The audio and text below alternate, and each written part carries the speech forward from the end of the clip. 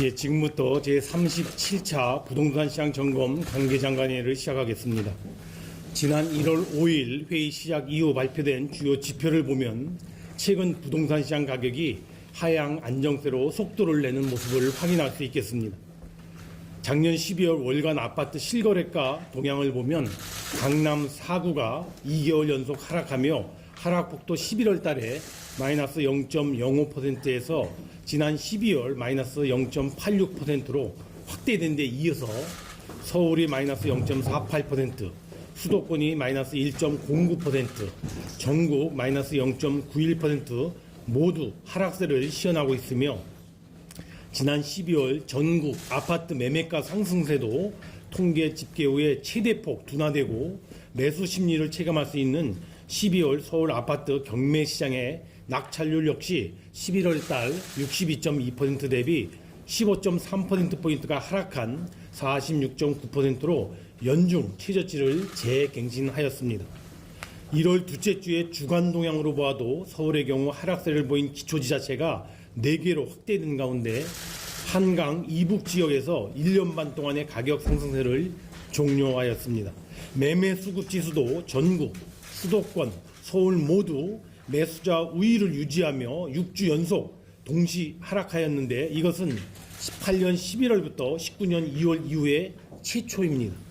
이에 더하여 1월 14일 한국은행이 기준금리를 추가 인상하였고 미국의 페드도 조기 금리 인상을 시사하고 있어서 향후 부동산 시장의 시장 여건 역시 부동산 시장의 하향 안정의 속도를 높일 것으로 예상됩니다.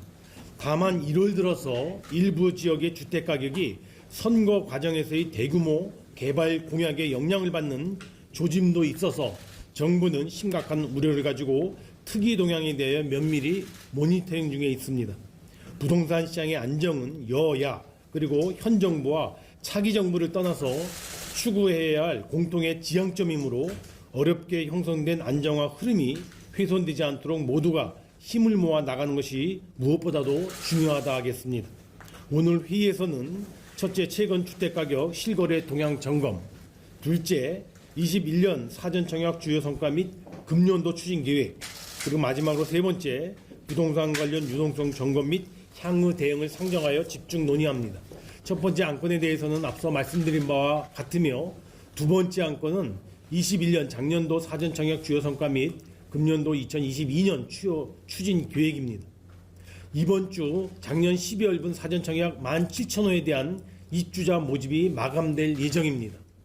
작년에 총 38,000호의 사전청약 과정에서 공공분양 기준의 평균 경쟁률이 21대 1로 최근 5년간 수도권 평균 경쟁률 2.6대 1을 크게 상회하는 높은 호응으로 이어졌습니다. 특히 작년 7월 사전청약 시행 이후에 30대 이하의 서울 아파트 매수 비중이 7월 달에 44.8%에서 지난해 11월에는 39.9%로 하락하는 등 젊은 세대의 추격 매수 심리 진정과 시장 안정에 실질적으로 기여한 것으로 평가됩니다.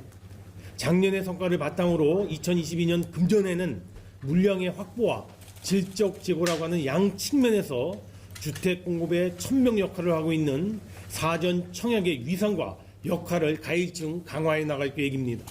물량 측면에서는 작년 대비 약 2배 수준인 7만 원을 공급하되 이중 면적과 브랜드 등 선호도가 높은 민간 물량을 절반 이상인 3만 8천 호를 공급하고자 합니다.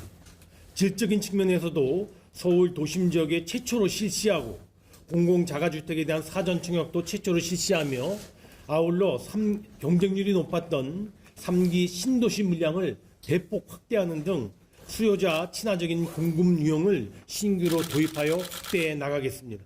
앞으로 2월 달에 의왕 고천 등 6,000호, 3월 달에 인천 영종 등 9,000호를 포함하여 매월 사전 청약을 실시하며 대국민 체감도를 더욱 제고해 나가도록 하겠습니다. 세 번째 안건은 부동산 관련 유동성 점검 및 향후 대응 방향입니다. 작년 하반기 이후에 적극적인 유동성 관리 강화로 가계대출의 증가폭이 크게 둔화되었습니다. 작년 연간으로는 7.1% 증가하였으나 실수요 보호를 위하여 총량 관리에서 예외를 인정했던 작년 4, 4분기의 전세대출 증가분을 제외할 경우에는 연간 6.6% 증가하여 관리 목표 6%대 범위 내에서 그 수준을 유지했다 할 수 있겠습니다.